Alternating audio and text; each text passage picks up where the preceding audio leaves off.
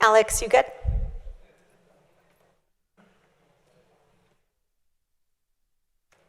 Okay, I think we're ready.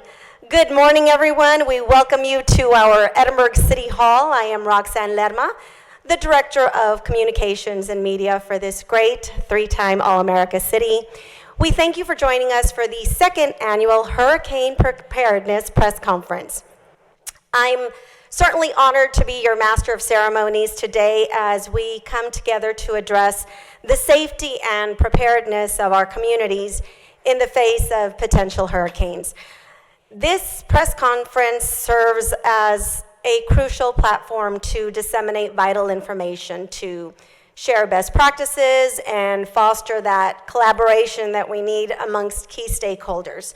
So together we're going to outline strategies to safeguard our citizens, mitigate any risks, and enhance our ability to respond swiftly, effectively, and efficiently. Today's conference will feature some expert speakers here in the front row who are going to delve into various aspects of hurricane preparedness, including evacuation plans, some communication systems, and post-storm recovery efforts. Their valuable insights will empower us to take decisive action and ensure that every single one of us is well equipped to face any challenges that lie ahead, and we've already seen the storms that we've had, so we're hoping it's not going to be an active season. Before we start today, I do want to take a second to recognize some of our Edinburgh City Council this morning, our Mayor, Ramiro Garza Jr., our City Manager, Ms. Mayra Ayala. We also have some very special guests joining us this morning, EMC and Assistant City Manager for the City of McAllen, Mr. Jeff Johnston. Our Hidalgo County Judge, Richard Cortez. Emergency Management Coordinator for the county, Rick Saldana. Our Assistant Chief for TDEM, the Texas Division of Emergency Management, Mr. Tony Peña. Also our District Coordinator for TDEM, Mr. Robert Alvarez. City of Mission, Assistant City Manager, David Flores. City of FAR, EMC, Danny Ramirez. We all know him and love him, KRGV, Tim Smith. And also our new Fire Chief for Mission, Adrian Garcia, be with us today. Thank you for joining us. Okay, let us begin today with Hidalgo County Judge Richard Cortez, who's going to give us a brief overview of the 2023 hurricane season. Thank you and good morning. I want to start by thanking, of course, Mayor Garza and his commission for hosting this very important press conference for us to be able to prepare the public for this coming hurricane season. You know, Colorado State University, which is the gold standard for hurricane prediction, believes that 2023 will be slightly below average hurricane season with about 13 named storms because of the weather pattern known as El Nino. Even though this season may bring below average numbers of storm, preparedness is always something that we must constantly preach. Texas is the second most active hurricane state in the country, just behind Florida. And while Hidalgo County may be inland, we must remember that hurricanes bring them rain and flooding. In fact, in 2017, Hurricane Harvey produced more than 60 inches of rain in the small inland community of Port Arthur, Texas, in just 24 hours. Wow.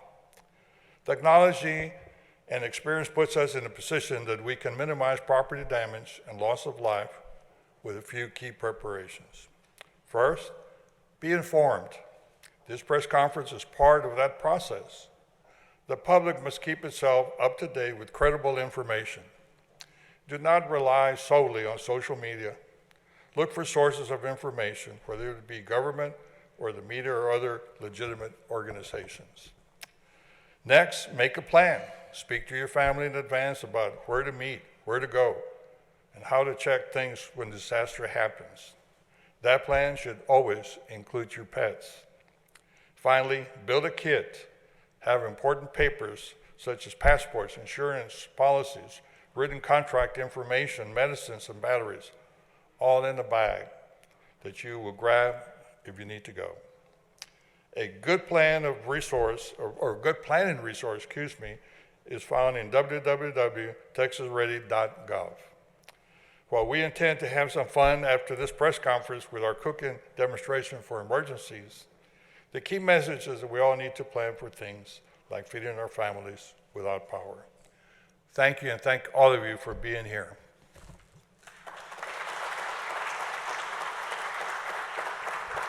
Thank you, Judge. We can't wait to see you cook. He's going to be one of our chef extraordinaires today. I like that. Good. It's usually that way. Now let's move on to our municipalities. Please welcome Edinburgh Mayor Ramiro Garza Jr. to discuss the Regional Drainage Committee and also the importance of preparing emergency supplies ahead of time. Mayor.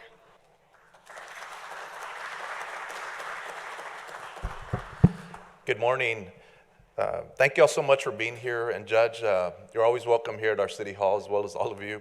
I want to thank all the other cities, all the other organizations that are here. I think we did this last year, I think at the university. It's so beneficial to not only our city, but to the region, because the key, we talked about Regional Drainage Committee, is communication. Not just communication among all our law enforcement emergency management partners, but also as elected officials. It's so important that we communicate. And I think that's one of the biggest benefits of coming together as cities, is how do we communicate and understand what each of us are doing. And I think that's part of the biggest benefit.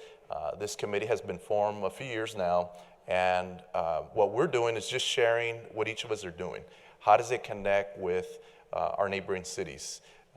Here in Edinburgh, we have the advantage of being connected to so many different jurisdictions, being the northern part of the city. So we don't have a choice anymore. Whether we want to work together with our neighbors or not, we have to.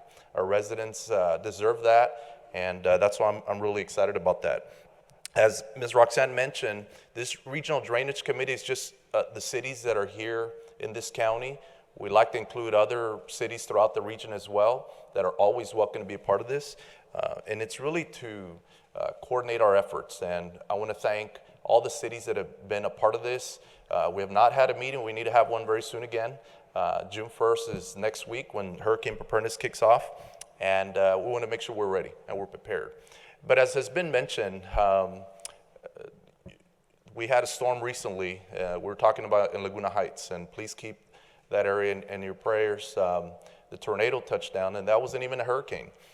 So it tells you how important it is that we plan ahead, as the judge outlined, within our household, within our area where we live, looking out for one another. Hurricane season is here, but it's throughout the year that we need to be planning. Power goes out, and right away we start panic, right? And I guess the most important thing is that there is a plan that you have ahead of time, that we let each other know, our neighbors, our neighborhood, keep in touch. I know there's a lot of chat groups out there, because I get calls from our neighbors that there's different neighborhood chat groups. Great, that's a very effective tool, but charge your phones. Have your phones up to date and make sure that you're prepared. Some of the emergency supplies, and the judge may have touched on this, that we encourage is non-perishable food, several days supply, water 1 gallon per person per day for several days for drinking, and sanitation is recommended. Medications, extra batteries, first aid supplies, battery-powered or hand-crank radio, flashlight. Those are just some of the things that I think are important to have in place. Stay connected with your family, with your neighbors, as I mentioned. Can't stress that enough. And I know together we can look out for one another and be as prepared as we can be. Thank you so much for being here. Thank you, Mayor. So now moving to evacuation plans, please welcome McAllen Assistant City Manager and EMC, Mr. Jeff Johnston.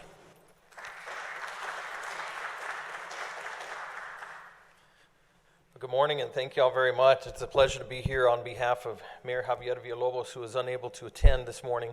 I just want to say, I look around at some of the faces in the room. I've been doing emergency management here in the Valley for over 20 years, as have some of the other people in the room. And I see that that was taken into consideration with my topic, because they did not ask me to talk about cooking.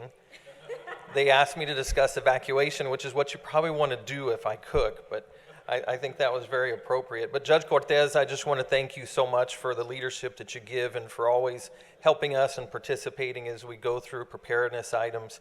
And then obviously, Mayor Garza, thank you so much for hosting the event here this morning.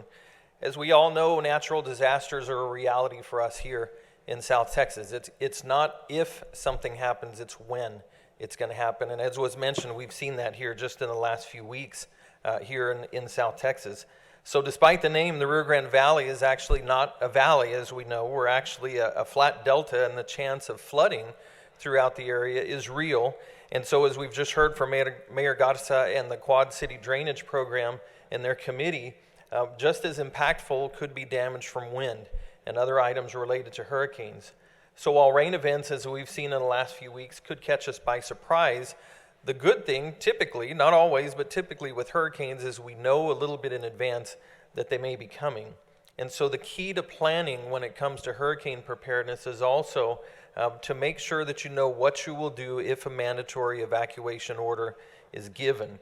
Residents need to be prepared to evacuate if the mayor or the county judge issues such an order. And remember that in Texas, evacuation orders can be mandatory, and so we need to be prepared for that. I always tell people, if you've got that brother or sister that lives in San Antonio or Austin or wherever, you need to be sending them Christmas gifts every year, because that may be where you want to stay when you evacuate from South Texas. So some of the things that you need to plan for is, where will you go? What route would you take? Who will you need to take with you? And what do you need to take? So evacuees from the Rio Grande Valley can either go north on Highway 281 or west on Highway 83, and it's important to know which direction you're going to be going, how much fuel you're going to need to get there. And then, of course, one of the tips that we always give during hurricane season is make sure that your fuel tank is never less than half full. Keep it topped off so that if you need to leave in an emergency, in a hurry, you can go ahead and make that trip. As you've heard from Mayor Garza, we need to make sure that our supplies are in place, and that would include, again, water, non-perishable foods, batteries, so on and so forth, medicine and supplies. And we also always encourage people, if you're taking your pets, make sure you're taking pet food with you. If you're taking your children with you, you're going to not only want baby food, but depending on the age of your kids, take something for them to do, or you may have several hours of what? Are we there yet, right? So make sure that you have something there for them to do. Hopefully we won't have a mandatory evacuation, and if so, it won't last long, but also be sure, if an evacuation takes place, that you are staying in touch with your local community leaders, because you do want to be sure that the evacuation order has been lifted before you return back home. Even though the storm may have passed, there could still be debris, floodwaters, etc., so we need to make sure that we're in touch. And then if you have not signed up for your specific community's emergency alerts, make sure that you do that. It is an excellent way to be sure that you're staying in touch with your local emergency orders.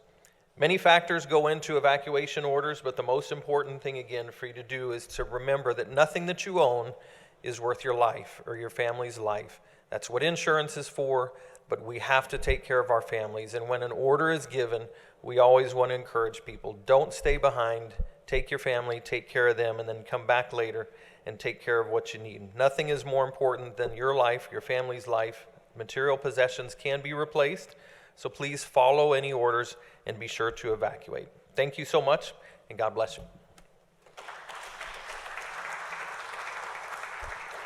Thanks, Jeff. Great information. So after a storm, keeping track of the damage is absolutely essential. For more on that, please welcome Missions Assistant City Manager and EMC, Mr. David Flores.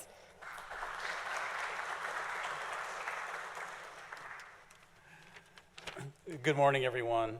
Thank you for being here, Judge, amongst some great people here in emergency management, and I'm glad to be here. I want to let you all know that your city and county emergency managers stand ready. However, recovery takes all of us. Every resident, every business, every institution, every government agency can help. Recovery begins when your emergency managers respond. Freezes, straight line winds, hurricanes, major rain events that lead to flooding. When we respond, recovery efforts begin. Recovery is a process that brings things back to normal as quickly as possible. But it takes all of us. Citizens of Hidalgo County, you can help us to help you. The individual state of Texas assessment tool, ISTAT as it's known, is a state-supported damage assessment tool used by impacted residents to assist state and local officials identify damage to private homes and businesses.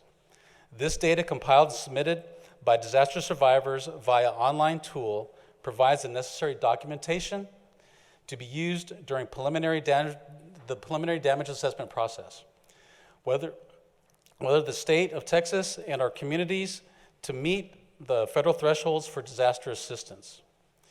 The information is rolled up to the Texas Division of Emergency Management and collects valuable information that we need to help during the recovery process. From my perspective, an emergency manager, this is the most important tool that we can have to be able to get things back to normal as quickly as possible.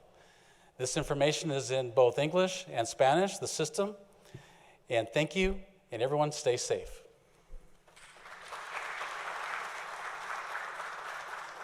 Thank you, David. So, as we all know, communication is key during critical weather events. To help us with that side of things, please welcome Danny Ramirez, City of FAR Emergency Management Coordinator.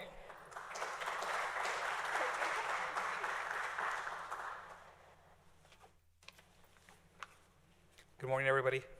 Thank you for the invite, Judge, Mayor, on behalf of the City of FAR and Mayor Hernandez. My name is Danny Ramirez. I'm the EMC and EMS Chief for the City of FAR. And so what I'm talking about is communication. So how do we as a city and a county communicate with the public when we have a disaster, a hurricane, a storm, or just want to get some information out? There's a lot of modes of communication that are out there now.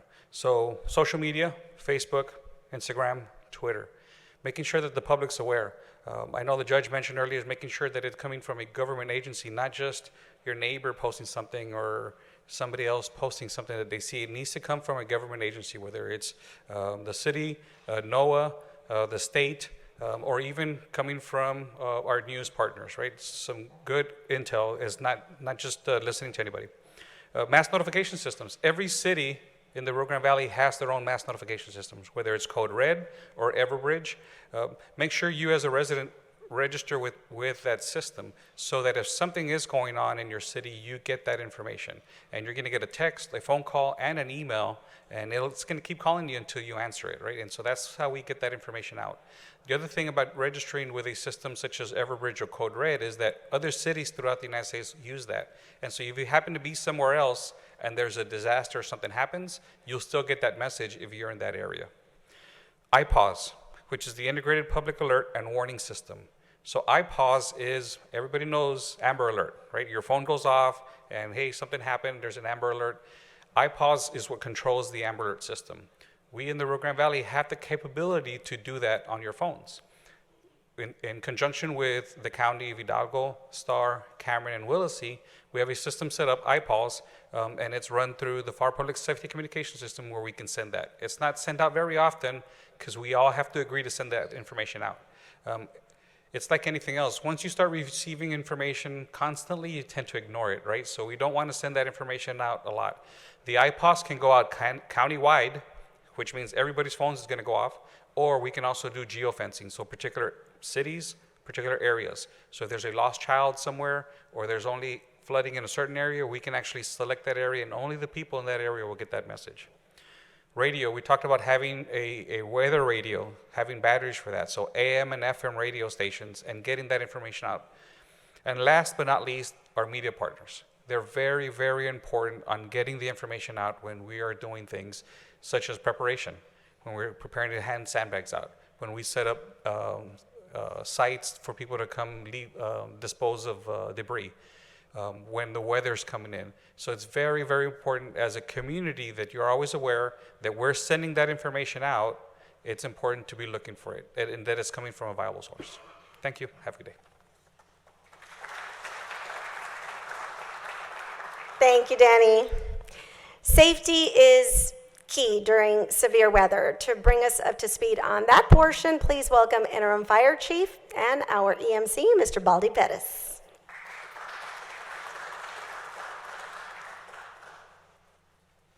Good morning, everybody. Thank you, Judge, for being here, and Mayor, thank you. So what we're going to talk about is a motto that is out there on flood safety, which is turn around, don't drown. And what that is talking about is anytime that there are any kind of flooded roadways, you want to turn around and don't drown. According to CDC reports, the one most deadly hazard after disasters is drowning. So whenever our citizens are out and about and there's flood waters on our roadways, we ask that you turn around and don't drown. Anytime we put up any kind of barricade, caution tape, maybe even a vehicle, it's there for a reason. What you may not know is the road under that water may have been washed away. People not knowing what kind of current is going on with the water. 6 inches of moving water can knock down an adult. 12 inches of water can sweep away a small car or an SUV. And 2 feet of water can sweep away a truck.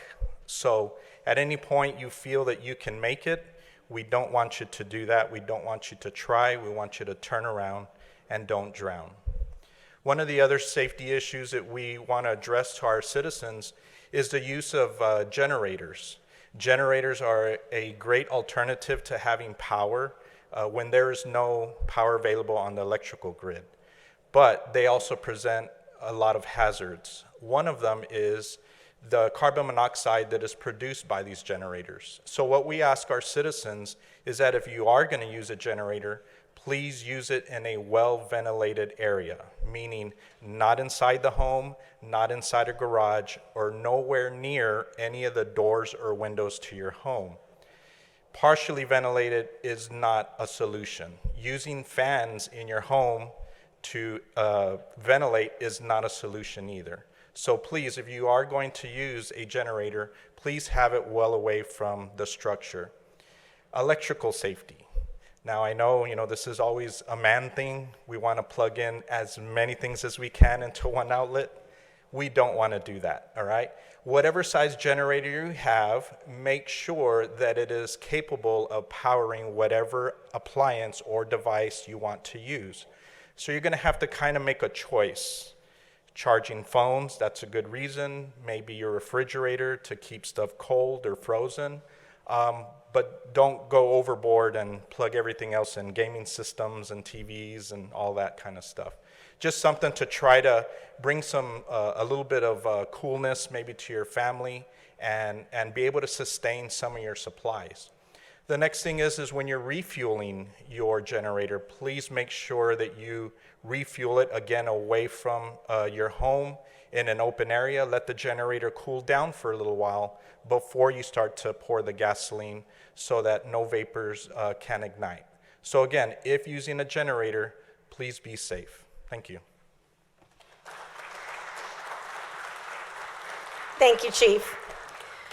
So I think that we're all pretty familiar with our county and our city resources, but did you know that we actually have state assets that are readily available to help our region as well through the Texas Division of Emergency Management? Our final speaker this morning, TDEM Assistant Chief Tony Peña, is going to give us a rundown on that.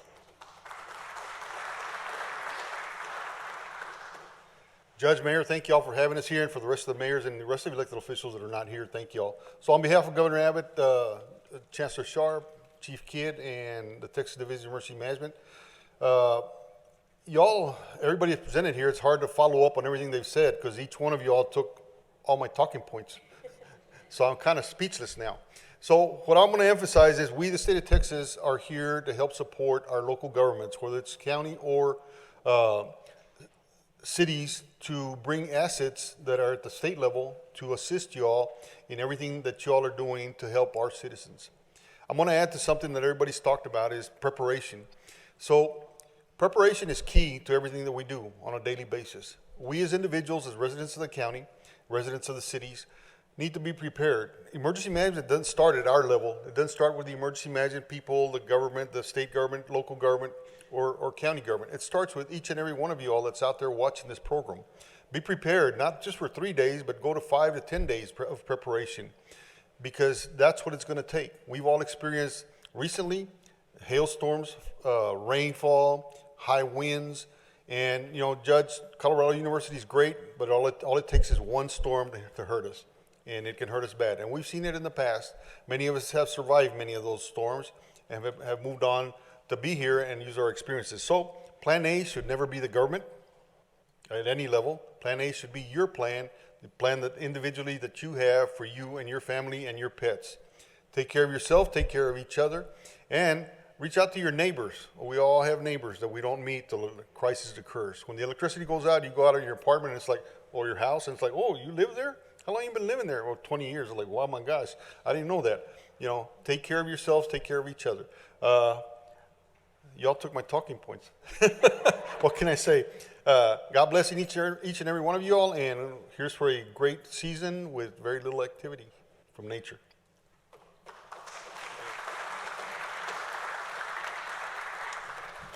Thank you, Chief. Our collective commitment to preparedness extends well beyond this gathering. It is a year-round effort demanding proactive measures from each and every one of us.